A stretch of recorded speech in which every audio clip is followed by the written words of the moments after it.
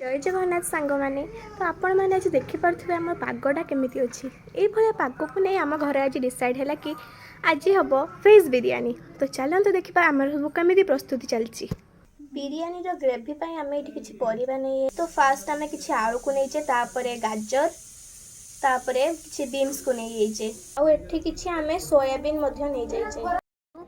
Gravy मुझे पनीर गुड़ा को भी छोट छोट पीस काटी नहीं। देखो कढ़ाटा एबे गरम हो तेल पकेबा। तेलटा एबे फुटी आसलानी एबे आमे ता देहरे पनीर गुड़ा भाजी दबा।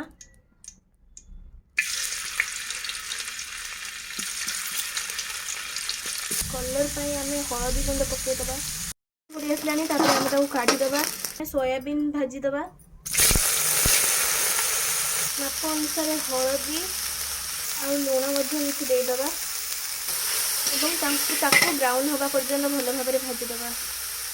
सोयाबीन टा भल भाव भाजी हो जाए आम काढ़ीदबा।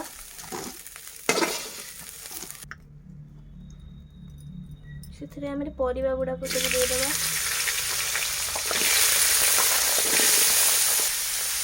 स्वाद अनुसार लुण आ हलदी पकईदबा। भल भाव गोल नवा ढांकी दे किसी समय सीझापी छाड़ परिवा गुड़ी सीझी गला आम तो गोटे जगह काढ़ीदबा।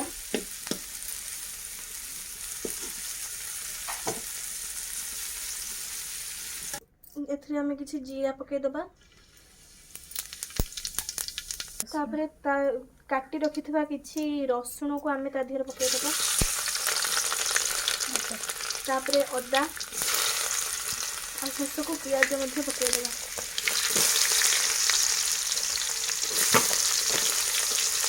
पियाज गुड़ा सब भाजी हेसलानी एबे ता देहरे आमे किछि टमाटो ऐड करदबा। तो देखि बसले बिलाती भी मध्य कषि हो गलानी मसला सहित एबे ता देहरे आमे भाजी रखिथिबा पनीर आ सोयाबीन को ऐड करदबा। भाजी रखिथिबा आलू सब ऐड करदबा। एबे ता देहरे आमे बिरयानी मसला ऐड करदबा। देखंतु आम ग्रेवीटा भी मध्य भलसे कषि हो आसलानी एबे ता आमे आ देहरे रखिथिबा भात को देदबा। तो फाइनली आम बिरयानीटा एबे रेडी हो सारी आपण मैंने देखिपे केमती होती।